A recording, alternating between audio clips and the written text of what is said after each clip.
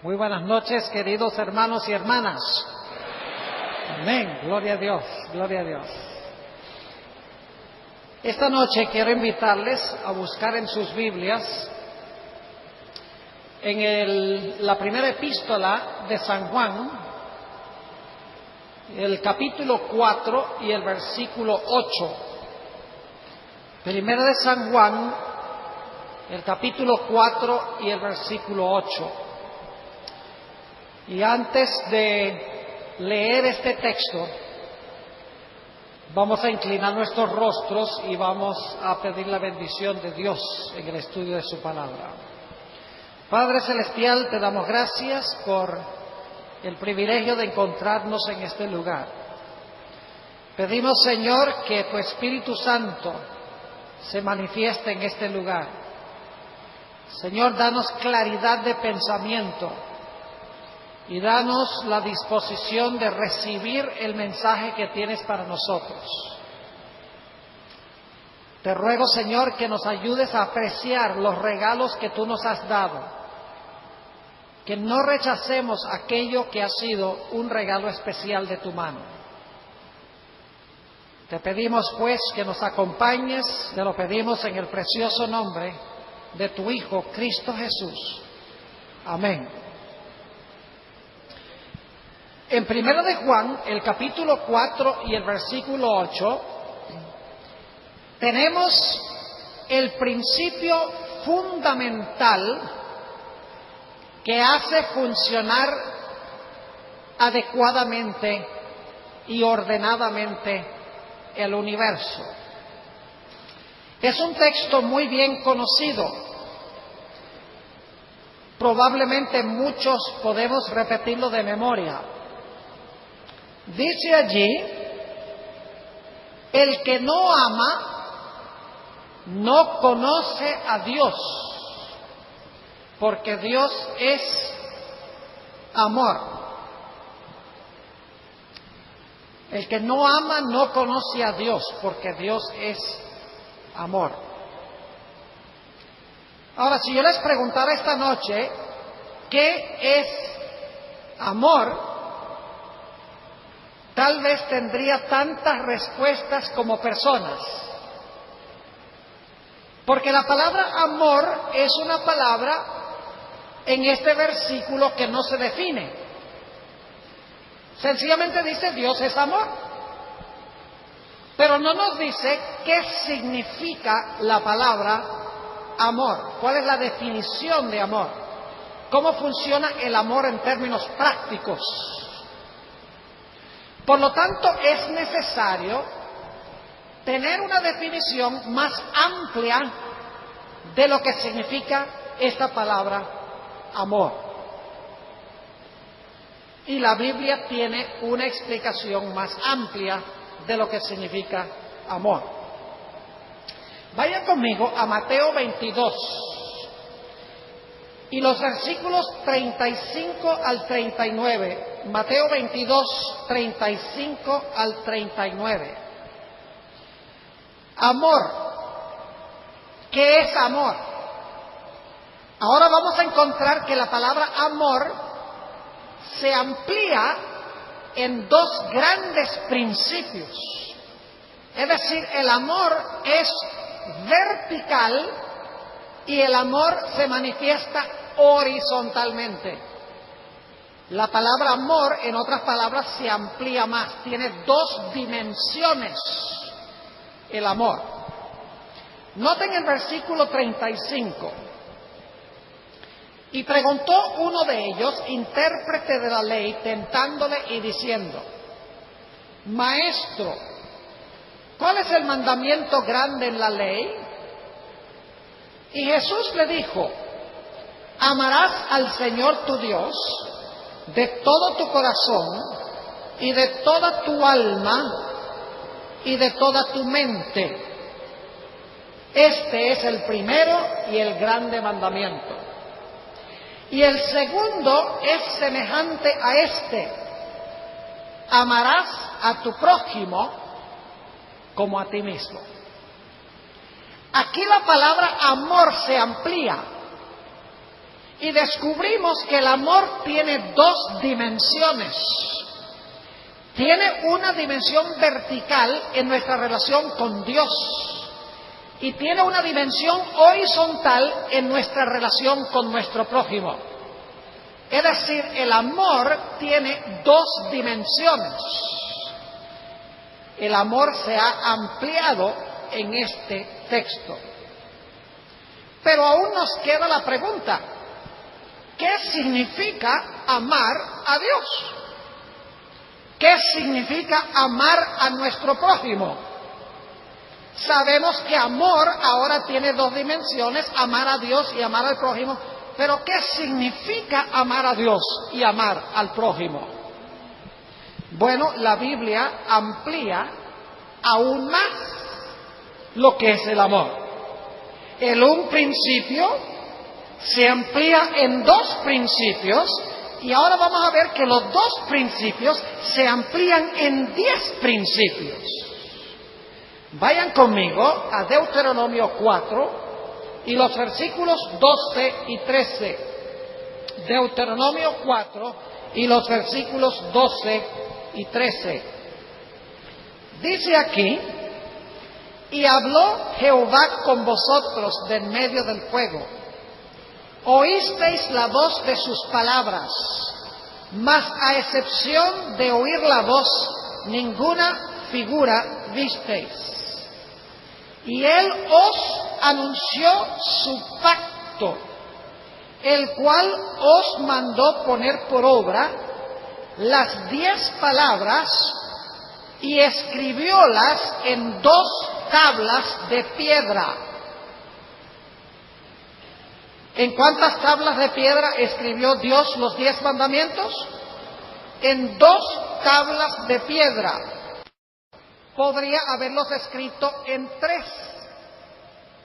o en una tabla, o en 4 tablas. Pero la Biblia nos dice que Dios escribió los 10 mandamientos en 2 tablas. Y la razón es muy sencilla. La primera tabla define y amplía lo que significa amar a Dios. Si usted ama a Dios, no va a tener otros dioses. Si usted ama a Dios, no va a hacer imágenes de Dios que rebajan su concepto del gran Dios. Si ustedes aman a Dios, no van a usar su nombre en vano, vamos a respetar su nombre. Si amamos a Dios, vamos a guardar su santo sábado, vamos a pasar el día con Él, completo, 24 horas, olvidándonos de lo nuestro y pasando el día solamente con nuestro Señor Jesús, con nuestro Dios. Es decir, la primera tabla de la ley amplía lo que es amar a Dios. Amar a Dios significa tenerlo como único Dios, significa no hacer imágenes, significa respetar su nombre y significa guardar su santo día. Pero la segunda tabla de la ley define lo que significa amar a nuestro prójimo. Si yo amo a mis padres, no los voy a deshonrar. Si yo amo a mi prójimo, no lo voy a matar. Si yo amo a mi prójimo, no voy a robar a su esposa y cometer adulterio con su esposa. Si yo amo a mi prójimo, yo no le voy a robar lo que le pertenece. Si yo amo a mi prójimo, yo no voy a hablar falso testimonio en contra de él. Y si yo amo a mi prójimo, yo no voy a codiciar ni las propiedades de mi prójimo, ni la esposa de mi prójimo. Es decir, que los 10 mandamientos amplían aún más el principio del amor. Fíjense lo que hemos hecho hasta ahora. Tenemos el gran principio, amor. Ese principio, amor, se amplía en 2 grandes principios: amor a Dios y amor al prójimo. Esos 2 principios se amplían aún más en 10 principios. 4 definiendo lo que significa amar a Dios y 6 que definen lo que significa amar a nuestro prójimo. Ahora, el problema con los 10 mandamientos es que los 10 mandamientos son concisos, cortos y en realidad no dan mucha definición. Déjeme tomar un mandamiento como ejemplo. Hay un mandamiento que dice, no cometerás adulterio. Yo pregunto, ¿define ese mandamiento lo que es adulterio? ¿El mandamiento define lo que es adulterio? No. ¿El mandamiento explica cuáles son las consecuencias de cometer adulterio? No. ¿El mandamiento da ejemplos de lo que es adulterio y lo que sucede como resultado del adulterio? No. Sencillamente dice, en un gran principio, no cometerás adulterio. Es decir, necesitamos una definición aún mayor que los 10 mandamientos para entender lo que significan esos mandamientos específicos. Ahora vayan conmigo a Mateo 22 y el versículo 40. Mateo, el capítulo 22 y el versículo 40. Es el pasaje que acabamos de leer, pero dejé a propósito el versículo 40 sin leer. Habla de los 2 grandes principios que se amplían en los 10. Y note lo que dice. De estos 2 mandamientos depende toda la ley y los profetas. ¿Qué es una ampliación de los 10 mandamientos? Toda la ley y los profetas, es decir, la Biblia, es una ampliación de los 10 mandamientos. ¿Qué hemos estudiado entonces hasta ahora? Hay un gran principio, el amor. ¿Qué es eso? Se amplía. El amor se compone de 2 principios: amar a Dios y amar al prójimo. ¿Qué es eso? Se amplía en 10 principios: 4, cómo amar a Dios; 6, cómo amar a nuestro prójimo. Pero los 10 mandamientos son principios cortos, concisos, sin mucha descripción, sin mucha explicación. Por lo tanto, Dios dice, te voy a dar toda una Biblia que se expresa como la ley y los profetas para explicarte y definirte los 10 mandamientos. Escuchen bien, los 10 mandamientos se amplían en la Biblia. La Biblia en realidad no es más ni menos que una ampliación de los 10 mandamientos. Por eso es que la Biblia dice que seremos juzgados por la perfecta ley de la libertad, pero hay otros versículos que dicen que seremos juzgados por la palabra de Dios. Juan 12:48, Jesús dice, la palabra que yo os he hablado os juzgará en el día postrero. Mientras que Salomón dice en Eclesiastés 12, teme a Dios y guarda sus mandamientos, porque esto es el todo del hombre, porque Dios traerá toda obra a juicio. Toda obra que está relacionada con los 10 mandamientos. Es decir, que el Antiguo y el Nuevo Testamento son sencillamente una ampliación de los 10 mandamientos. Permítame darles una explicación, volviendo otra vez al mandamiento que dice, no cometerás adulterio, para que ustedes vean la utilidad de la Biblia para explicar este mandamiento y ampliar este mandamiento.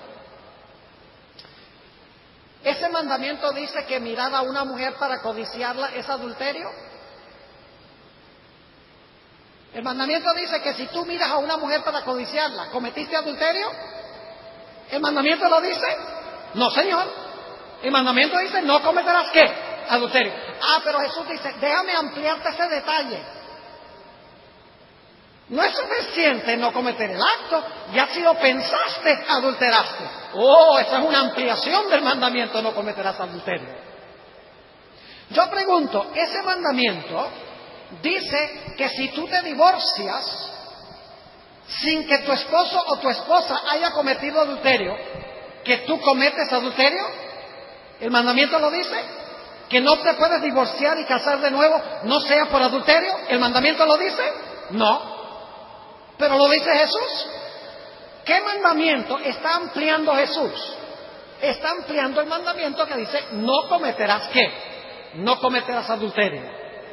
Yo pregunto, ¿este mandamiento prohíbe también otras aberraciones sexuales? El mandamiento no lo dice, sencillamente dice, no cometerás adulterio. Pero cuando miramos la Biblia, nos damos cuenta que este mandamiento prohíbe mucho más que un hombre casado acostarse con la esposa de otro hombre casado. Por ejemplo, en 1 Corintios 5, el apóstol Pablo prohíbe el incesto. En Génesis, el capítulo 19, se habla negativamente de la homosexualidad. En Levítico 19:29 se habla negativamente de la prostitución. En 1 Corintios 6:18 la Biblia prohíbe la fornicación. En 1 de Pedro 4:3 se prohíbe la lascivia, que son aberraciones sexuales. Y si ustedes miran la historia de David, el adulterio de David, allí pueden ver las consecuencias terribles de cometer adulterio.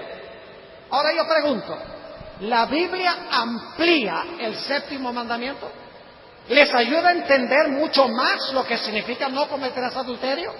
Claro, incluye la lascivia, incluye la prostitución, incluye la fornicación, incluye el adulterio, incluye pensamientos impuros, incluye el incesto, y la Biblia nos muestra en la historia de David y otras historias lo terrible que es las consecuencias de cometer adulterio.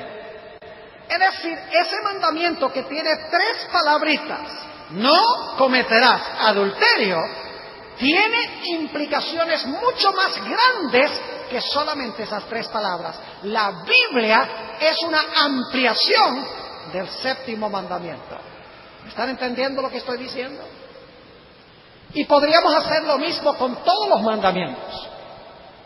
Yo pregunto, ¿la Biblia amplía lo que significa guardar el sábado y las consecuencias de no guardar correctamente el sábado? La Biblia amplía la importancia de la integridad absoluta, de siempre decir la verdad y las consecuencias de no decir la verdad. Tiene la experiencia de Abraham, la experiencia de Jacob, la experiencia de cuando David mintió y como resultado murió el sumo sacerdote, 85 sacerdotes, por la mentira de David. Es decir, la Biblia amplía con lujo de detalles cada uno de los 10 mandamientos y explica lo que significa amar. ¿Cuántos están entendiendo lo que estamos diciendo? Levanten la mano. Gloria a Dios. Pero ahora escuchen bien. ¿Hay alguna parte en la Biblia donde dice no verás pornografía? ¿Alguna parte de la Biblia prohíbe directamente la pornografía? ¿Así en esas palabras? No. ¿Hay alguna parte de la Biblia que dice no practicarás la masturbación? Entonces, como la Biblia no lo menciona, está bien. Como la Biblia no dice no verás pornografía, como la Biblia no dice no practicarás la masturbación, entonces no hay ningún problema porque la Biblia no lo dice. ¿Qué les parece? Yo quiero decirles esta noche que Dios ha dado una ampliación aún mayor de lo que significa el amor. No solamente la palabra amor la ha ampliado en 2 principios, luego una ampliación mayor en 10 principios, luego una ampliación mayor en toda la Biblia, sino que Dios en estos últimos días nos ha dado una ampliación aún más grande de lo que significa amor. Me refiero específicamente a un don que Dios ha dado a la iglesia remanente. Se llama el espíritu de profecía. Vayan conmigo, Apocalipsis 12, 17. Apocalipsis 12 y el versículo 17. El espíritu de profecía es una ampliación aún mayor de lo que significa el amor. El espíritu de profecía es una ampliación de los 10 mandamientos. Es una ampliación de la Biblia, es una magnificación de la Biblia. Noten Apocalipsis 12 y el versículo 17. Entonces el dragón fue airado contra la mujer y se fue a hacer guerra contra el remanente de la simiente de ella, los cuales guardan los mandamientos de Dios y tienen ¿qué cosa? Y tienen el testimonio de Jesucristo. ¿Y qué es el testimonio de Jesucristo? Apocalipsis 19:10 dice que el remanente tiene el testimonio de Jesucristo, que es el espíritu de la profecía. El espíritu de profecía es la ampliación de la Biblia, es la magnificación de la Biblia, es la magnificación más grande, es la ampliación más grande de la palabra amor. ¿Saben algo interesante? Los 5 libros donde Elena G. de White comenta sobre la historia bíblica, que son Patriarcas y Profetas, Profetas y Reyes, Deseado de todas las gentes, Hechos de los Apóstoles y El conflicto de los siglos, la serie comienza en Patriarcas y Profetas con las palabras Dios es amor. Y el conflicto de los siglos, las últimas palabras en el conflicto de los siglos son Dios es amor. Y todo lo que está entre la primera página de Patriarcas y Profetas y lo que está en la última página del conflicto de los siglos es una ampliación del principio que Dios es amor. Es una ampliación total y completa de la Sagrada Escritura. Ahora, algunas personas dirán, pero Pastor Bob, ¿para qué necesitamos a Elena G. de White si tenemos la Biblia? Hoy en día se ha vuelto muy común eso en la iglesia adventista, inclusive la gente dice, no necesitamos el espíritu de profecía, solamente necesitamos hacer lo que dice la Biblia. ¿Saben por qué?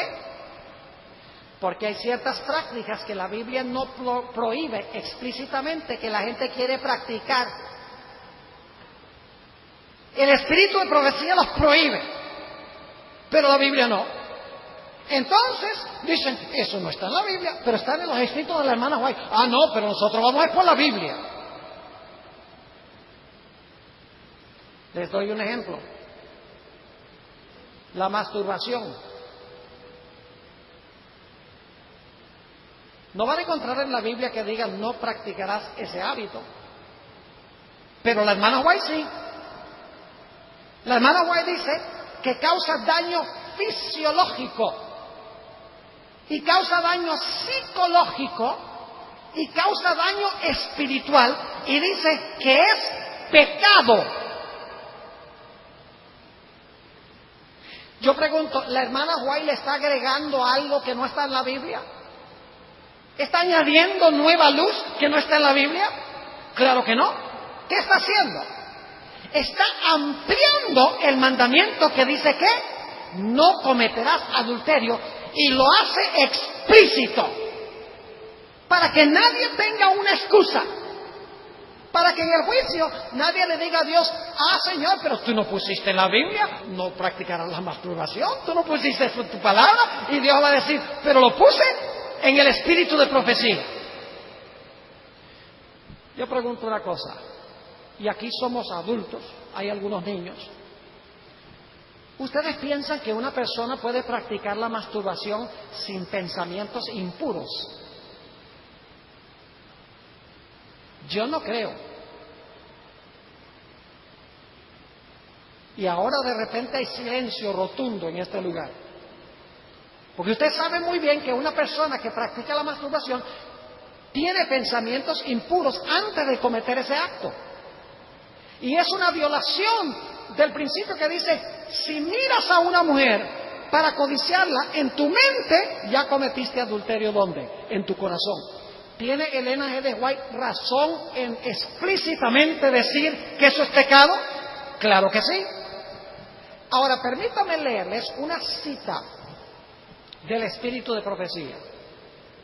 Esta cita la encontramos en Joyas de los Testimonios, tomo 2, páginas 280 y 81.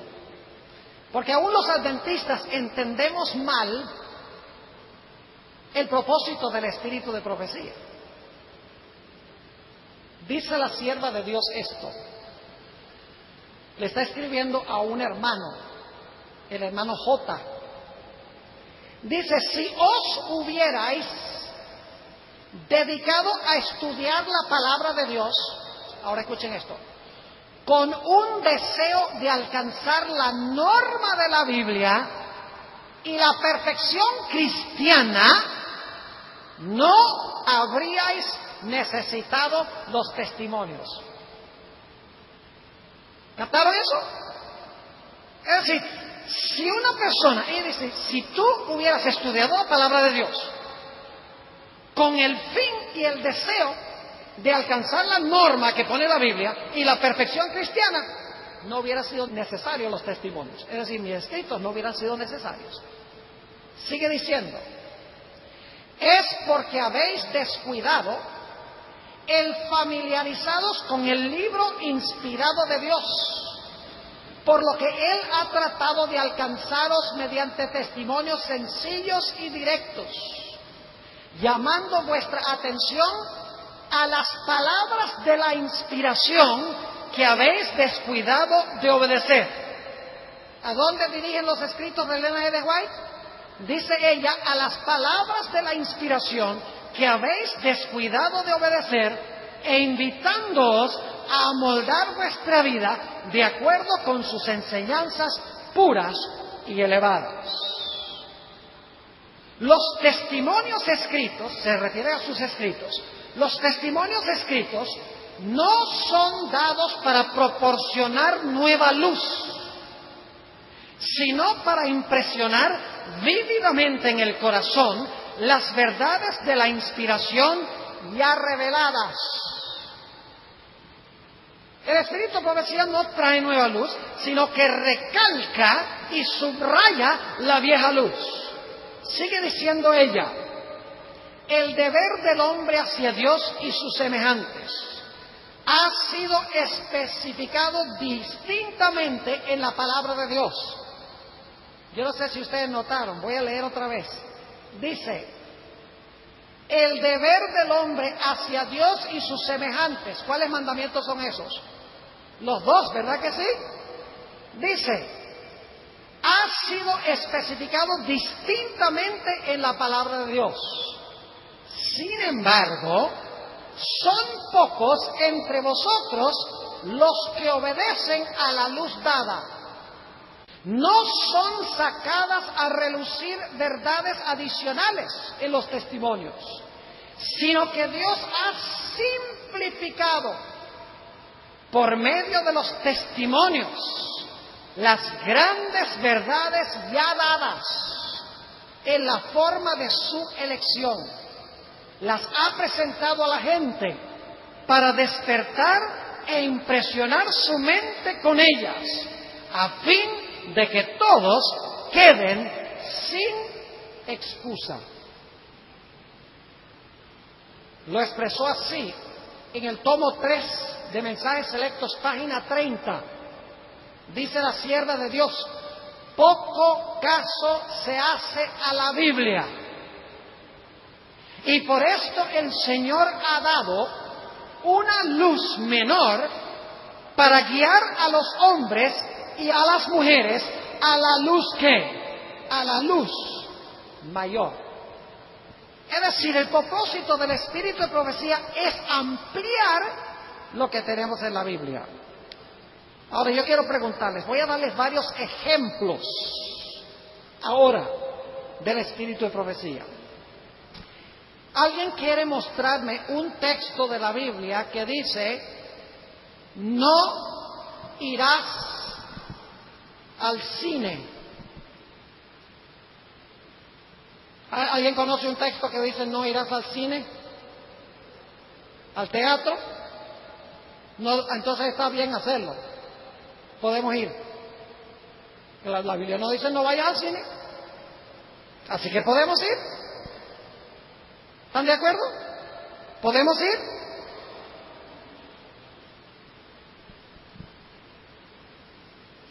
Escuche lo que dice la sierva de Dios. Y hoy en día la gente no quiere oír esto, porque hoy todo el mundo, los adventistas, van para el cine. Como si la norma de Dios hubiera cambiado. La gente dice, no, eso era para los puritanos antes. Como si las películas de Hollywood fueran mejores ahora.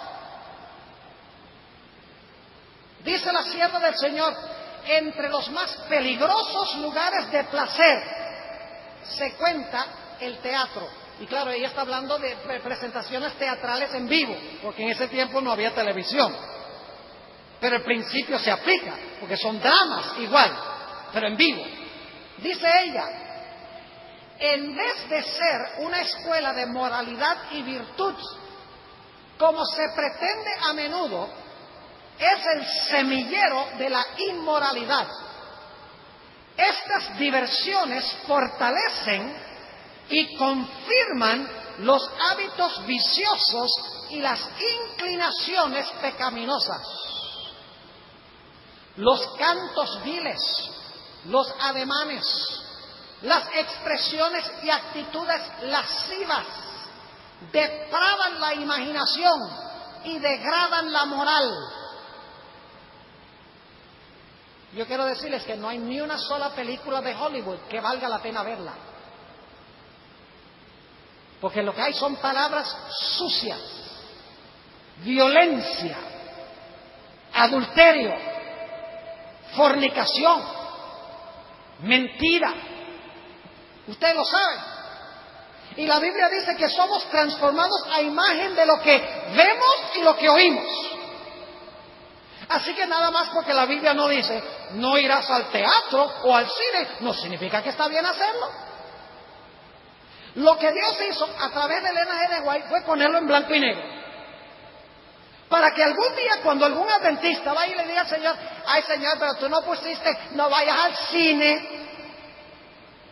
El Señor va a decir, sí lo dije.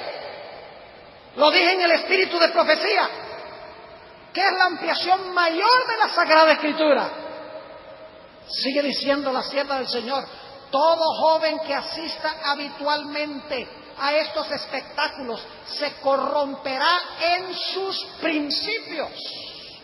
No hay en nuestra tierra influencia más poderosa para envenenar la imaginación, destruir las impresiones religiosas y embotar el gusto por los placeres tranquilos y las sobrias realidades de la vida que las diversiones teatrales. El amor por estas escenas aumenta con cada asistencia, es decir, que envicia.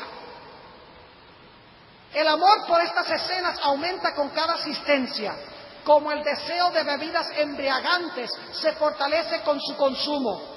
La única conducta segura consiste en huir del teatro, del circo y otros lugares dudosos de diversión. ¿Nos deja la sierva de Dios sin excusa? ¿Nos deja sin excusa? Cuando nos paremos delante del Tribunal Supremo, vamos a poder decir, Señor, tú no dijiste nada del cine. ¿Vamos a poderle decir eso? No vamos a poderlo decir, porque Dios va a decir, te di el espíritu de profecía, que es una ampliación de los principios bíblicos. Yo pregunto, ¿la Biblia tiene principios que prohíben ir al cine? ¿Tiene principios? Claro que sí. Bienaventurados los de limpio corazón, porque ellos verán a Dios. El que tiene esta esperanza en Él se purifica a sí mismo, como Él también es puro. ¿Y ustedes creen que cuando van al cine se están purificando? Nosotros, mirando a cara descubierta, como en un espejo, la gloria del Señor, somos transformados de gloria en gloria a su misma semejanza. Hermanos y hermanas, somos transformados a imagen de lo que vemos. Si vemos violencia, sexo ilícito, mentira y oímos malas palabras, eso se reflejará en nuestro carácter. ¿Cómo es entonces que vamos a decir que porque la Biblia no dice no irás al cine, que está bien ir al cine? Dios ha dado el espíritu de profecía para desmenuzar y especificar aún más lo que significa este asunto. Yo pregunto, ¿el cine afecta nuestra relación con nuestros prójimos? ¿Afecta nuestra relación, nuestro amor para con Dios? Oye, el cine no nos hace amar más a Dios, ni tampoco nos hace amar más a nuestros prójimos. Nos enseña a ser más contenciosos para con nuestros prójimos y más contenciosos también para con Dios. Permítame tocar otro punto. Un punto que yo no sé por qué es conflictivo en la iglesia adventista. Se ha vuelto común, y ahora estoy hablándole a los adventistas. Los no adventistas que están aquí, tápense los oídos, porque esto no es para ustedes. Esto es para la gente que sabe. Para la gente en la iglesia que sabe. Yo no sé si ha vuelto común en la iglesia decir que no importa que una persona use joyas. Yo no veo ningún problema con que se usen prendas. Y lo que yo no entiendo es que la Biblia dice explícitamente que no se deben usar. Tanto el apóstol Pablo en 1 Timoteo 2 y el apóstol Pedro en 1 de Pedro 3 dicen que nuestro atavío no debe ser con oro, plata, piedras preciosas, vestidos costosos, cabellos encrespados, sino que nuestro testimonio debe ser del carácter del hombre interior. Así que ni siquiera el espíritu de profecía necesitamos. Pero Dios dice, yo sé que algunos van a decir que eso ya no se aplica, que eso era para los tiempos bíblicos, que eso era para la cultura de esa época, y ahora tenemos una cultura distinta, a donde Dios no le interesa que se usen esas cosas. Así que Dios dice, en el espíritu de profecía te voy a ampliar eso, y te lo voy a dejar clarito. Le voy a leer un par de citas del espíritu de profecía sobre el asunto del uso de prendas o de joyas. Ha entrado a la iglesia, hermanos y hermanas, tremenda mundanalidad. Antes era que uno podía distinguir a una mujer adventista de una mujer no adventista. Yo estuve recientemente en Chiapas, en la ciudad de Tuxtla Gutiérrez.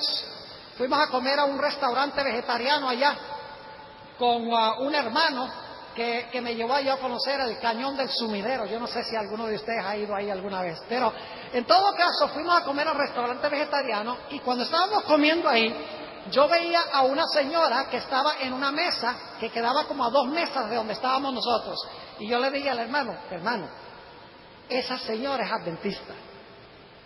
Dice, no, ¿cómo lo sabe? Le digo, lo sé por la cara. Le dice, no puede ser. Le dije, vaya, pregúntele, ¿verdad? Así que el hermano fue y le preguntó, y resulta que no solo era adventista, sino que era maestra de una escuela adventista. Y vino a nuestra mesa y se puso a hablar con nosotros. Hay algo especial en una mujer adventista cuando se atavía como Dios dice que se debe ataviar. Y no quiero meterme solamente con las mujeres, porque hoy en día los hombres son igual de vanidosos. Se visten para atraer la atención a sí mismos. ¿Es verdad lo que estoy diciendo o no es verdad? Ustedes saben que es verdad. La hermana White dice que la iglesia adventista debe volverse más distintiva que nunca en los últimos días. No debe acercarse más al mundo, sino que debe ser distinta del mundo. Debemos nosotros, antes de bautizar a una persona, enseñarle estas cosas, a entregar sus ídolos, a despojarse de todo lo que ofende a Dios. No debemos enterrarlos vivos, debemos enterrarlos habiendo muerto el pecado. Dice la sierva de Dios, hablando de un pastor Simpson, que era evangelista, dicho sea de paso, dice, el pastor Simpson explica las profecías usando cuadros ilustrativos que demuestran que el fin de todas las cosas está a las puertas. Es decir, este pastor evangelista usaba cuadros, hoy diríamos PowerPoint, para mostrar que estamos muy cerca del fin. Dice ella, al igual que en 1844, familias enteras se han colocado en el lado del Señor en obediencia a su ley, como resultado de la conferencia de este hombre.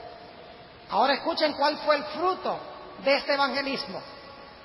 Joyas que han costado muchos centenares de dólares han sido entregados al pastor Simpson para que él las venda y use el dinero para la causa. ¿Qué pasa cuando se hace evangelismo de verdad?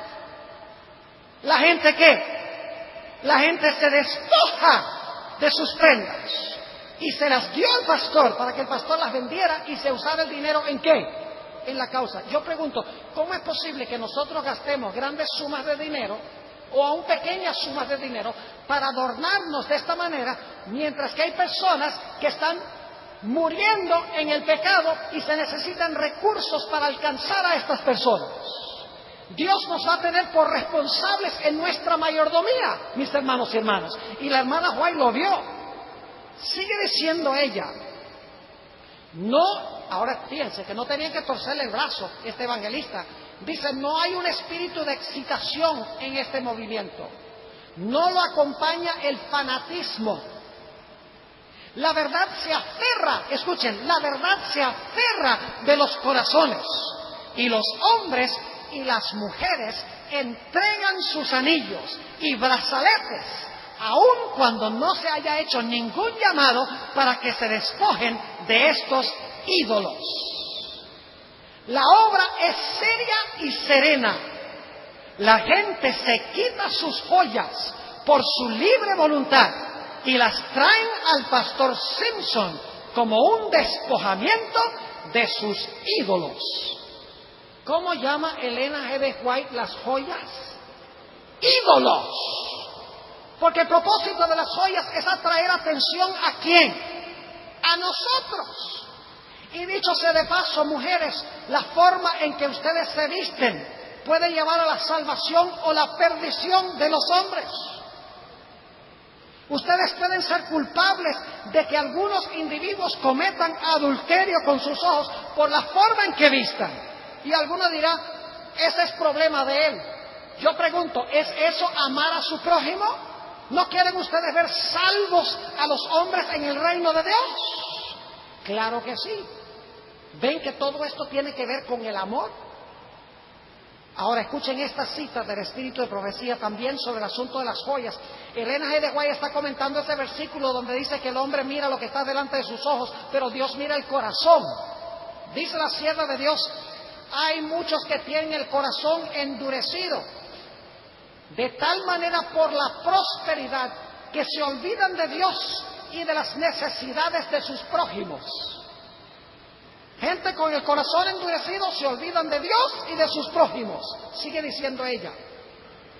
Algunos cristianos profesos se adornan con joyas, encajes, atavíos costosos, mientras que los pobres del Señor sufren porque les falta lo indispensable para la vida. ¿Es eso amor? Eso no es amor. ¿Ven el principio que está esbozando Elena White aquí? Dice, hombres y mujeres que profesan haber sido redimidos por la sangre de un Salvador, malgastan los recursos que les han sido confiados para la salvación de otras almas. Y luego a regañadientes dan sus ofrendas como una limosna para propósitos religiosos. Y lo hacen liberalmente solo cuando les proporciona honor. Y luego dice la sierva del Señor, los tales son idólatras. Palabras fuertes, pero que están en armonía con la palabra de Dios. Porque en la palabra de Dios las joyas se presentan desde una perspectiva negativa. Recuerda lo que estudiamos en el libro de Éxodo, el capítulo 33, cuando el pueblo apostató. Dios le dijo, ahora para ustedes mostrar que se han humillado, despójense completamente de sus joyas. Y dice que se quitaron las joyas desde ese momento hasta que entraron a la tierra de Canaán. Es decir, es una señal de humildad, de humillación a Dios, despojarnos de todo aquello que distrae la atención de Dios y de aquello que perjudica a nuestro prójimo. Yo quiero preguntarles, otro problema que tenemos en la iglesia adventista hoy en día es que la gente ya cree que no está mal tomar café, frío o caliente, frío o caliente. ¿Ustedes saben lo que yo quiero decir por frío? Coca-Cola y Pepsi-Cola son café frío. Yo me acuerdo que había tiempos, cuando yo estaba creciendo, que a un adventista nunca se le ocurría tomar una Coca-Cola. Hoy en día todo el mundo toma Coca-Cola y Pepsi-Cola. No todos los adventistas, pero en la iglesia es común. Y alguien dice, pastor, muéstreme un texto de la Biblia que dice, no tomarás Coca-Cola. Muéstrame un texto de la Biblia que diga, no tomarás café. Muéstrame un texto de la Biblia que dice, no fumarás. Y algunos dicen, mire, la Biblia dice que algunos tomaban vino. Jesús hizo vino en las bodas de Caná. Fíjense cómo usted usa la Biblia para excusar el pecado. El apóstol Pablo dijo, un poco de vino para el estómago. Y los adventistas, algunos agarran eso, por lo menos en los Estados Unidos, y dicen, está bien tomar un poco de vino con las comidas. Están buscando en la Biblia cualquier excusa para justificar lo que quieren hacer. Por eso Dios ha dado el Espíritu de profecía para explicar esos textos y decir, mucho cuidado con justificar el pecado. Hace algunos años estaba dando una campaña evangelística en la ciudad de Albuquerque, Nuevo México, que era en el centro de los Estados Unidos. Y mientras estaba manejando al lugar de la reunión, estaba escuchando un programa cristiano de radio. Era un programa donde la gente llamaba y entonces el que estaba en la emisora de radio, un cristiano, contestaba las preguntas bíblicas que hacía la gente. Y ustedes tal vez no me van a creer la historia que les voy a relatar, pero es la pura verdad. Una persona llamó al que estaba en la emisora y le dijo, mire, yo tengo dos preguntas. Número uno, ¿es pecado fumar? Y número dos, ¿me va a mandar Dios al infierno por fumar? Y me quedé aterrado de lo que dijo este pastor en la emisora en respuesta a estas preguntas. Le digo, con respecto a tu primera pregunta, que si fumar es pecado, claro que no es pecado, porque la Biblia no dice no fumarás. Y dice, con respecto a tu segunda pregunta, de que si Dios te va a mandar al infierno por fumar, dice, no, más rápido vas a llegar al cielo. Lo que estaba diciendo era, claro, porque te vas a morir de cáncer del pulmón, te vas a morir antes de tu tiempo, entonces el alma va a salir volando al cielo. Y yo pensé, este es un cristiano contestando preguntas por radio y diciéndole a la gente que está bien fumar y que aunque fumen van a llegar más rápido al cielo. Yo dije, ¿en qué condición está el cristianismo? Y muchos adventistas, porque la Biblia no lo dice explícitamente, dicen que está bien hacerlo. Por eso Dios dio esta cita en el libro Evangelismo, páginas 196 y 197, dice la sierva de Dios. Dios ha escrito su ley en todo nervio y músculo, en toda fibra y función del cuerpo humano. La complacencia del apetito antinatural, escuchen, la complacencia del apetito antinatural, ya sea por el té, el café, el tabaco o el alcohol, es intemperancia y se halla en guerra contra las leyes de la vida y la salud.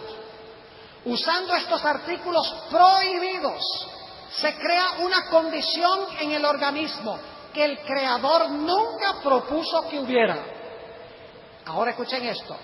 Esta complacencia en cualquiera de los miembros de la familia humana es pecado, ¿dónde está entonces tu excusa para tomar té o café, frío o caliente? ¿O para fumar? ¿O para beber un poquito de vino con la comida, como hacen algunos individuos en los Estados Unidos ahora, adventistas?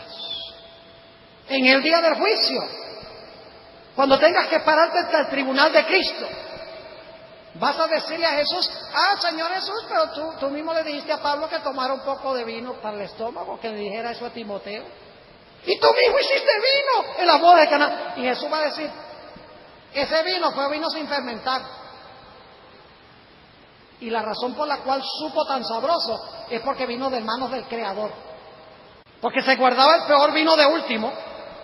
Y algunos usan eso como argumento. ¿Cómo podía entonces la gente creer que este era el más sabroso? Porque este vino salió de manos del Creador. Era el vino que existía en el huerto del Edén. Imagínense ustedes cómo habrá sido ese vino. Impresionante. ¿Qué excusa le vamos a dar a Dios? Dios nos ha dado esta amplificación a través del espíritu de profecía para que quedemos sin excusa. Y debemos nosotros enseñarle a la gente los principios. Yo pregunto, ¿hay abundantes principios bíblicos que prohíben el uso del tabaco? Por ejemplo, ¿qué tal ese mandamiento? No matarás rapidito. ¿Han leído ese mandamiento que dice no matarás rapidito? ¿Sabe lo que es matar rapidito? Sacar una pistola, ¡pum!, mataron a alguien. Ese mandamiento no dice no matarás rapidito, dice no matarás. ¿Rápido o despacio? Pregunto, ¿el tabaco mata? Claro que el tabaco mata. Entonces, aunque la Biblia no dice no fumarás, ¿hay un principio que lo prohíbe? Claro que sí. Ahora, una persona podría excusarse diciendo: bueno, la Biblia no lo dice explícitamente, así que yo lo voy a hacer. Y algún día Dios va a tener a esa persona por responsable. La Biblia dice que nuestro cuerpo es templo del Espíritu Santo y que Dios va a destruir al que destruye el templo. Claro que sí, ese es otro principio. La Biblia dice que si comemos o bebemos o cualquier cosa que hagamos, debemos hacerlo para gloria de Dios. ¿Ustedes creen que un fumador que anda todo el tiempo está glorificando a Dios? Claro que no. Los principios están claros. Algunas personas critican, por ejemplo, a Elena G. de White por la forma en que dice que debemos guardar el sábado. La Biblia, por ejemplo, dice que debemos retraer nuestro pie de hacer nuestra voluntad en el día santo del Señor. Y dicho sea de paso, en la iglesia adventista ha caído muchísimo la observancia del santo sábado. Es increíble. Es más, en muchas de nuestras iglesias se trata de esconder el mensaje distintivo de la iglesia. Dice: no hablemos de lo conflictivo, no hablemos de lo que pueda causar enemistades, hablemos nada más de Cristo, de la cruz de Cristo. Y después, cuando entren a la iglesia, entonces les enseñamos. Lo que pasa es que nunca se les enseña. Y ustedes lo saben. Yo no estoy diciendo esto para ganar enemigos en San Sebastián o en Mayagüez, pero es la verdad. La hermana White dice que muchas iglesias están tan ansiosas de alcanzar un aumento en números que no presentan un testimonio claro y directo en contra de prácticas y hábitos pecaminosos. La gente debe entender lo que es seguir a Cristo y renunciar a su vida de pecado antes de ser bautizados. No sea que introduzcamos en la iglesia una multitud mixta que llega a ser un problema como lo fue para el pueblo de Israel. Ahora escuchen lo que dice Elena G. de White sobre el sábado. Que cada familia adventista del séptimo día honre a Dios por una obediencia estricta a la ley.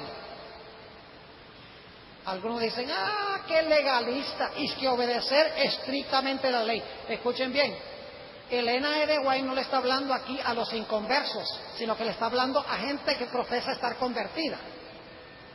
Elena G. White no está hablando aquí de cómo salvarse. Está hablando a los adventistas del séptimo día que supuestamente han sido salvos. ¿Me explico o no me explico? Ella lo que está hablando es cómo una persona salva debe vivir. Está hablando de la santificación. No dice que guardar el sábado nos justifica.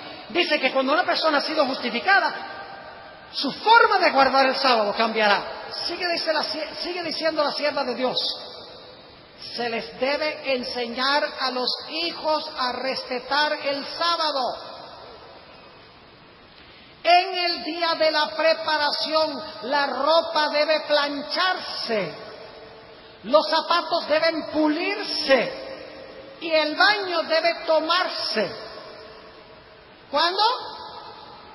Antes de comenzar el sábado.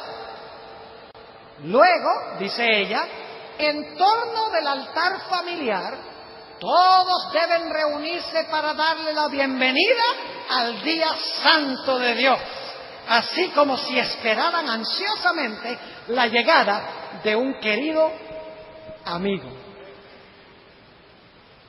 Quiero contarles una experiencia. Cuando yo viví en Colombia, fui alumno allá y fui también profesor en el mismo colegio. Allá se tiene una práctica que se conoce como la cortina. Los que formalizan su relación como novios, cada 2 semanas, pueden pasar 2 horas juntos, en ese tiempo por lo menos, detrás de una cortina en la casa del preceptor o la preceptora. Imagínense eso. Todo el resto del tiempo, el plantel, un lado del plantel era masculino y el otro lado del plantel era femenino. Algunos de ustedes recordarán esos días. Yo veo a algunos diciendo, yo recuerdo esos días. Se sentaban los varones en un lado del auditorio y las damas en el otro lado del auditorio. Así que una vez cada 2 semanas era maravilloso uno poder pasar 2 horas con la novia. Yo no solamente participé de la cortina, sino que también tuve alumnos que vinieron a mi casa para la cortina. ¿Y saben algo interesante? Los novios siempre llegaban temprano a la cortina. Siempre llegaban a veces 15, 20 minutos antes de la hora de empezar, para ver si podían agarrar un poquito de tiempo extra.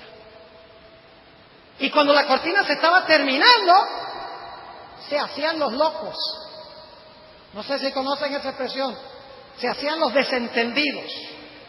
Y seguían allí en la cortina, esperando que yo viniera o que viniera el profesor y dijera, mira, se acabó la cortina. Y aún así arrastraban los pies y no se querían ir, porque querían extender la cortina. Yo pregunto, ¿por qué razón llegaban temprano a la cortina y por qué razón no querían que la cortina se terminara? ¿Por qué qué? Porque se amaban. Mis hermanos y hermanas, el sábado es la cortina semanal con Jesús. Y si amamos a Jesús, vamos a querer llegar ¿cómo? Vamos a cuidar los bordes del sábado. Porque decimos, si estoy listo media hora antes, de pronto Jesús se viene media hora antes. Y al final del sábado, no vamos a estar bajando el sol a sombrerazos. No vamos a estar diciendo, ¡ay, cuándo terminará este sábado para poder tener el social del sábado noche! No, vamos a querer extender el borde de la terminación del sábado, porque amamos tanto a Jesús que no queremos que Él se vaya. Y queremos que Él llegue temprano, porque son 24 horas completas con el Señor Jesús. Por eso la hermana White dice, pule los zapatos, lava la ropa, plancha la ropa, ten toda la comida lista. No estés haciendo eso a última hora, robando tiempo de tu relación con Jesús. Ten todo eso listo para que cuando llegue la hora de la cortina puedan pasar todas las 24 horas juntos, tú y Jesús. ¿Tiene razón Elena G. White en mencionar esto? ¿Dónde dice la Biblia pule los zapatos antes del sábado? ¿Dónde dice la Biblia plancha la ropa antes del sábado? ¿Dónde dice la Biblia estos detalles que menciona el Espíritu de Profecía? No lo menciona específicamente, pero Elena G. White está ampliando un qué. Está ampliando un principio de la palabra de Dios. Mis hermanos y hermanas, Dios ha dado un regalo precioso a la iglesia adventista en el espíritu de profecía.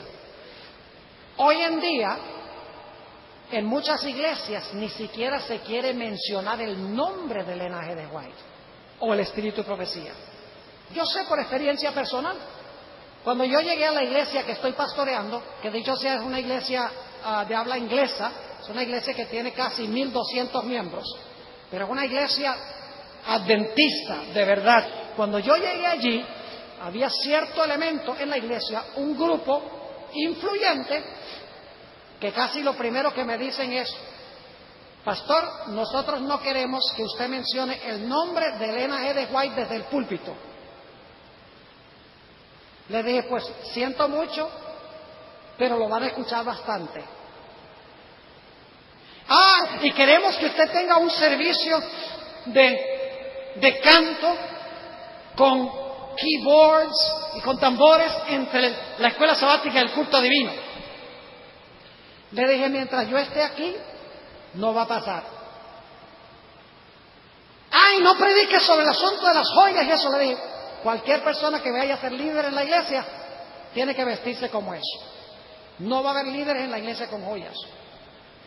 Y otra cosa que querían era ordenar mujeres como ancianas. Y no me voy a meter en ese territorio. Pero les dije, mientras yo esté aquí, no vamos a ordenar ancianas. Porque todas las listas en la Biblia de oficiales dice que deben ser maridos de una mujer.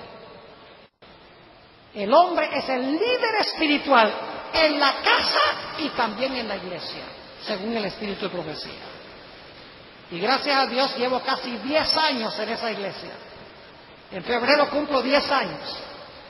Y qué lindo es toda esa gente que no quería usar el espíritu de profecía, que quería toda esa música contemporánea. Todos se fueron a otra iglesia ahí en la ciudad que le gusta todas esas cosas. Pero ¿saben lo que ha sucedido recientemente? Poco a poco se han estado viniendo de esa iglesia gente que pertenece a esa iglesia, a la iglesia nuestra. Inclusive una hermana hace 2 semanas, después del sermón el sábado, me dijo, pastor, yo asisto a esta iglesia, que no voy a mencionar su nombre, dice, porque me gusta el entusiasmo y el ánimo y la alegría que hay ahí en la iglesia. Dice, pero hay un problema, y es que allí no se predica la verdad. Y dice, a mí lo que me interesa ahora es prepararme para el cielo. Así que, pastor, por favor, pida mi feligresía de esa iglesia para transferirme a su iglesia. Y efectivamente lo hicimos, y dentro de 1 o 2 semanas lo vamos a aceptar como miembro de la iglesia. Alguna persona podrá pensar, el pastor Bor es fanático. Pastor Bor no es fanático. El pastor Bor es adventista del 7º día. El pastor Bor cree que estamos viviendo en los últimos días y que nosotros tenemos un mensaje distintivo y tenemos un estilo de vida distintivo y debemos distinguirnos del mundo, que la gente no pueda sino darse cuenta que somos adventistas del 7º día. Antes de terminar, quiero entrar en un terreno peligroso y para esto voy a pedir que vengan mis guardaespaldas para acá. Hay alguien de vea, viene guardaespaldas. Algunas personas dicen esto: la Biblia permite comer ciertas clases de carnes limpias. Escuchen bien lo que les voy a decir, porque he escuchado inclusive líderes de las iglesias que han usado este argumento. Dicen, la Biblia permite comer, por ejemplo, carne de pollo y carne de res y oveja y peces que tienen escamas y aletas. Y luego dicen, pero fíjense que Ellen G. White dice que ni siquiera los animales limpios los puede comer uno. Entonces, Ellen G. White lo que está haciendo es contradiciendo la Biblia. Lo que Dios permite en la Biblia, Ellen G. White dice que no. Es una contradicción a la Biblia. Yo quiero mostrarles que no es una contradicción cuando lo pensamos con cuidado. En la ciudad de Caracas, donde yo viví muchos años, hay un río que pasa por el centro de la ciudad que se llama el río Guaire. Es la cloaca de Caracas, o por lo menos en esa época era. Uno se acerca a ese río y hiede. A lo largo del río hay avisos que dicen: no bañarse, no usar el agua, peligro. Es decir, el gobierno no permite que la gente ni se acerque allí, ni pensamiento de bañarse, ni usar el agua, porque está sucia, inmunda. Pero ¿saben algo interesante? Yo he visto fotos de Caracas de hace 100 años, a donde la gente los domingos se iba a bañar al río Guaire. La gente usaba el agua del río para cocinar y para tomar. Yo pregunto, ¿por qué razón el gobierno ahora prohíbe usar el agua del río, mientras que hace 100 años lo permitía? Porque han cambiado, ¿qué cosa? Las circunstancias. Para el gobierno decir, como nosotros permitimos hace 100 años tomar el agua, lo vamos a permitir ahora también. Sería irresponsable. De la misma manera, las carnes que Dios permitía al pueblo de Israel comer en el desierto, donde, dicho sea de paso, no había productos de agricultura cuando eran peregrinos en el desierto. Esas carnes que debían, dicho sea de paso, ser sin sangre y sin grasa, que la mayoría de los que comen carne en la iglesia adventista violan eso, porque la comen con la grasa y la comen con la sangre, porque la carne está roja muchas veces, la sangre está ahí. Pero Dios permitió que ellos comieran esos animales en esa época. Pero escuchen bien, las circunstancias han cambiado. El mundo animal hoy está enfermo. El mundo animal está podrido. Le inyectan a los animales hormonas. Le inyectan a las gallinas hormonas para que produzcan huevos más rápido. Los animales están llenos de diferentes enfermedades. El mundo animal está enfermo. ¿Ustedes creen que Dios debe decir en estos últimos días, como yo dije que se podía comer allá, se la pueden comer ahora también? No, porque sería irresponsable para Dios hacer eso. Porque las circunstancias las circunstancias han cambiado, y el cambio de circunstancias exige que Dios cambie su consejo, sin contradecirse, porque Dios lo hace para nuestro bien, en aquel tiempo para bien de Israel, y en este tiempo el bien para nosotros.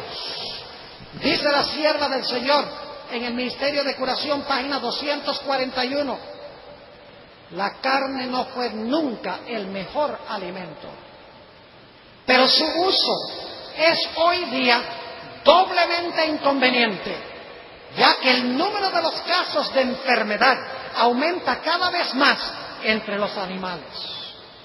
Los que comen carne y sus derivados no saben lo que ingieren. Muchas veces, si hubieran visto los animales vivos y conocieran la calidad de su carne, la rechazarían con repugnancia. Continuamente sucede que la gente coma carne llena de gérmenes de tuberculosis y cáncer. Así se propagan estas enfermedades y otras también graves. ¿Debemos agradecerle a Dios el regalo del espíritu de profecía? Claro que sí. Fue dado no para restringir nuestra libertad o hacernos miserables, sino los principios que Dios da son para nuestro gozo, para nuestra felicidad, para que haciendo todo esto, nuestro amor para con Dios crezca, y para que nuestra relación con nuestros prójimos, nuestra relación de amor también sea cada vez más profunda con nuestros semejantes. Y de esta manera, finalmente estar listos para entrar a la patria celestial. Dios llamó a Elena G. de White para preparar a un pueblo para la Canaán celestial, como Dios llamó a Juan el Bautista para preparar el camino para la primera venida de Jesús. Mis hermanos y hermanas, aprendamos a apreciar este regalo precioso que Dios ha dado a la iglesia. Levantémoslo en alto, leámoslo con oración, implementemos los principios en nuestra vida. Muchas veces los libros del Espíritu y Profecía están sobre los estantes reuniendo polvo. Yo recuerdo una vez que fui a la casa de un anciano de una iglesia en Colombia. Me invitaron a comer, era por allá en el campo, y el hermano me llevó a su biblioteca y me dice: mire, pastor, tengo todos los libros de Elena G. de White. Y me mostró toda una hilera de libros rojos. El problema es que todos todavía tenían el papel celofán. Y lo miré y le dije: pero hermano, todavía los libros tienen el papel celofán. Me dice: ay, es que yo no le quito el celofán, porque si le quito el celofán se me dañan. Yo le dije: hermano, no importa que se dañen, que se desbaraten. Léalos, compártalos con la iglesia, vívalos, que su iglesia será mejor como resultado. Oremos. Padre, te damos gracias por el don del espíritu de profecía. Padre, perdónanos por haber echado a un lado este don. Perdónanos por nuestra desobediencia. Perdónanos por nuestra negligencia. Y Padre, te ruego que a partir de esta noche tú hables a cada corazón para que podamos sacar estos libros, cada día leerlos e implementar tus principios en nuestra vida. Te doy gracias por habernos acompañado y gracias por escuchar mi oración. Pues te lo pido en el nombre de Jesús. Amén. No voy a robar a su esposa y cometer adulterio con su esposa. Si yo amo a mi prójimo, yo no le voy a robar lo que le pertenece. Si yo amo a mi prójimo, yo no voy a hablar falso testimonio en contra de él. Y si yo amo a mi prójimo, yo no voy a codiciar ni las propiedades de mi prójimo, ni la esposa de mi prójimo. Es decir, que los 10 mandamientos amplían aún más el principio del amor. Fíjense lo que hemos hecho hasta ahora. Tenemos el gran principio amor. Ese principio amor se amplía en 2 grandes principios: amor a Dios y amor al prójimo. Esos 2 principios se amplían aún más en 10 principios. 4 definiendo lo que significa amar a Dios y 6 que definen lo que significa amar a nuestro prójimo. Ahora, el problema con los 10 mandamientos es que los 10 mandamientos son concisos, cortos y en realidad no dan mucha definición. Déjeme tomar un mandamiento como ejemplo. Hay un mandamiento que dice: no cometerás adulterio.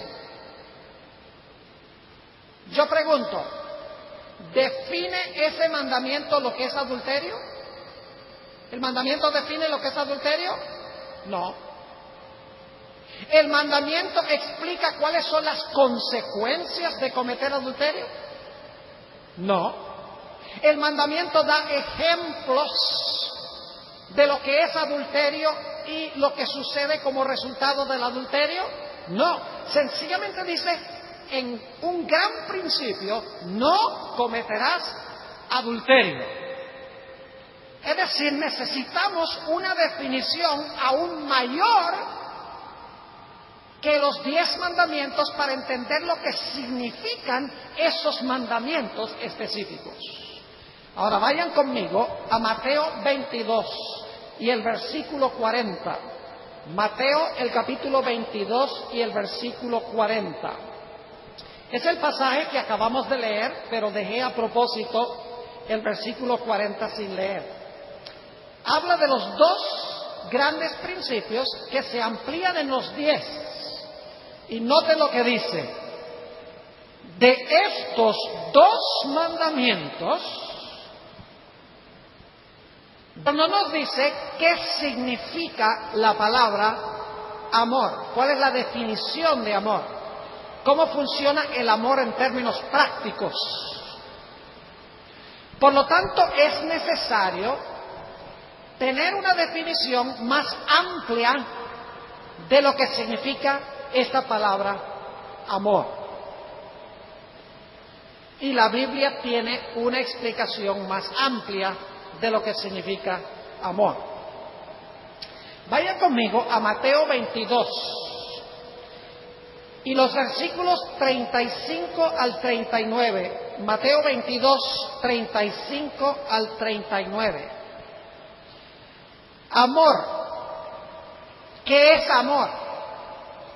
Ahora vamos a encontrar que la palabra amor se amplía en dos grandes principios. Es decir, el amor es vertical y el amor se manifiesta horizontalmente. La palabra amor, en otras palabras, se amplía más, tiene dos dimensiones el amor. Noten el versículo 35. Y preguntó uno de ellos, intérprete de la ley, tentándole y diciendo: Maestro, ¿cuál es el mandamiento grande en la ley? Y Jesús le dijo: amarás al Señor tu Dios de todo tu corazón y de toda tu alma y de toda tu mente. Este es el primero y el grande mandamiento. Y el segundo es semejante a este: amarás a tu prójimo como a ti mismo. Aquí la palabra amor se amplía y descubrimos que el amor tiene dos dimensiones. Tiene una dimensión vertical en nuestra relación con Dios y tiene una dimensión horizontal en nuestra relación con nuestro prójimo. Es decir, el amor tiene dos dimensiones. El amor se ha ampliado en este texto. Pero aún nos queda la pregunta: ¿qué significa amar a Dios? ¿Qué significa amar a nuestro prójimo? Sabemos que amor ahora tiene dos dimensiones: amar a Dios y amar al prójimo. Pero ¿qué significa amar? Muy buenas noches, queridos hermanos y hermanas. Amén. Gloria a Dios, gloria a Dios. Esta noche quiero invitarles a buscar en sus Biblias en la primera epístola de San Juan, el capítulo 4 y el versículo 8. Primera de San Juan, el capítulo 4 y el versículo 8. Y antes de leer este texto, vamos a inclinar nuestros rostros y vamos a pedir la bendición de Dios en el estudio de su palabra. Padre Celestial, te damos gracias por el privilegio de encontrarnos en este lugar.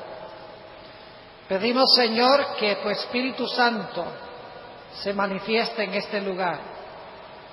Señor, danos claridad de pensamiento y danos la disposición de recibir el mensaje que tienes para nosotros. Te ruego, Señor, que nos ayudes a apreciar los regalos que tú nos has dado, que no rechacemos aquello que ha sido un regalo especial de tu mano. Te pedimos, pues, que nos acompañes, te lo pedimos en el precioso nombre de tu Hijo, Cristo Jesús. Amén. En Primera de Juan, el capítulo 4 y el versículo 8, tenemos el principio fundamental que hace funcionar adecuadamente y ordenadamente el universo. Es un texto muy bien conocido. Probablemente muchos podemos repetirlo de memoria. Dice allí: el que no ama no conoce a Dios, porque Dios es amor. El que no ama no conoce a Dios, porque Dios es amor. Ahora, si yo les preguntara esta noche, ¿qué es amor?, tal vez tendría tantas respuestas como personas. Porque la palabra amor es una palabra en este versículo que no se define. Sencillamente dice: Dios es amor. Pero amar a Dios y amar al prójimo, bueno, la Biblia amplía aún más lo que es el amor. En un principio se amplía en dos principios, y ahora vamos a ver que los dos principios se amplían en 10 principios. Vayan conmigo a Deuteronomio 4 y los versículos 12 y 13. Deuteronomio 4 y los versículos 12 y 13. Dice aquí: y habló Jehová con vosotros de en medio del fuego. Oísteis la voz de sus palabras, mas a excepción de oír la voz, ninguna figura visteis. Y él os anunció su pacto, el cual os mandó poner por obra las 10 palabras, y escribiólas en 2 tablas de piedra. ¿En cuántas tablas de piedra escribió Dios los 10 mandamientos? En 2 tablas de piedra. Podría haberlos escrito en 3, o en una tabla, o en 4 tablas. Pero la Biblia nos dice que Dios escribió los 10 mandamientos en 2 tablas. Y la razón es muy sencilla. La primera tabla define y amplía lo que significa amar a Dios. Si usted ama a Dios, no va a tener otros dioses. Si usted ama a Dios, no va a hacer imágenes de Dios que rebajan su concepto del gran Dios. Si ustedes aman a Dios, no van a usar su nombre en vano, vamos a respetar su nombre. Si amamos a Dios, vamos a guardar su santo sábado, vamos a pasar el día con Él, completo, 24 horas, olvidándonos de lo nuestro y pasando el día solamente con nuestro Señor Jesús, con nuestro Dios. Es decir, la primera tabla de la ley amplía lo que es amar a Dios. Amar a Dios significa tenerlo como único Dios, significa no hacer imágenes, significa respetar su nombre y significa guardar su santo día. Pero la segunda tabla de la ley define lo que significa amar a nuestro prójimo. Si yo amo a mis padres, no los voy a deshonrar. Si yo amo a mi prójimo, no lo voy a matar. Si yo amo a mi prójimo, no depende toda la ley y los profetas. ¿Qué es una ampliación de los 10 mandamientos? Toda la ley y los profetas, es decir, la Biblia, es una ampliación de los 10 mandamientos. ¿Qué hemos estudiado entonces hasta ahora? Hay un gran principio, el amor. ¿Qué es eso? Se amplía. El amor se compone de 2 principios: amar a Dios y amar al prójimo. ¿Qué es eso? Se amplían 10 principios: 4, cómo amar a Dios; 6, cómo amar a nuestro prójimo. Pero los 10 mandamientos son principios cortos, concisos, sin mucha descripción, sin mucha explicación. Por lo tanto, Dios dice, te voy a dar toda una Biblia que se expresa como la ley y los profetas para explicarte y definirte los 10 mandamientos. Escuchen bien, los 10 mandamientos se amplían en la Biblia. La Biblia en realidad no es más ni menos que una ampliación de los 10 mandamientos. Por eso es que la Biblia dice que seremos juzgados por la perfecta ley de la libertad. Pero hay otros versículos que dicen que seremos juzgados por la palabra de Dios. Juan 12:48, Jesús dice, la palabra que yo os he hablado os juzgará en el día postrero. Mientras que Salomón dice en Eclesiastés 12, teme a Dios y guarda sus mandamientos, porque esto es el todo del hombre, porque Dios traerá toda obra a juicio. Toda obra que está relacionada con los 10 mandamientos. Es decir, que el Antiguo y el Nuevo Testamento son sencillamente una ampliación de los 10 mandamientos. Permítame darles una explicación, volviendo otra vez al mandamiento que dice, no cometerás adulterio, para que ustedes vean la utilidad de la Biblia para explicar este mandamiento y ampliar este mandamiento. ¿Ese mandamiento dice que mirar a una mujer para codiciarla es adulterio? El mandamiento dice que si tú miras a una mujer para codiciarla, ¿cometiste adulterio? ¿El mandamiento lo dice? No, señor. El mandamiento dice, no cometerás ¿qué? Adulterio. Pero Jesús dice, déjame ampliar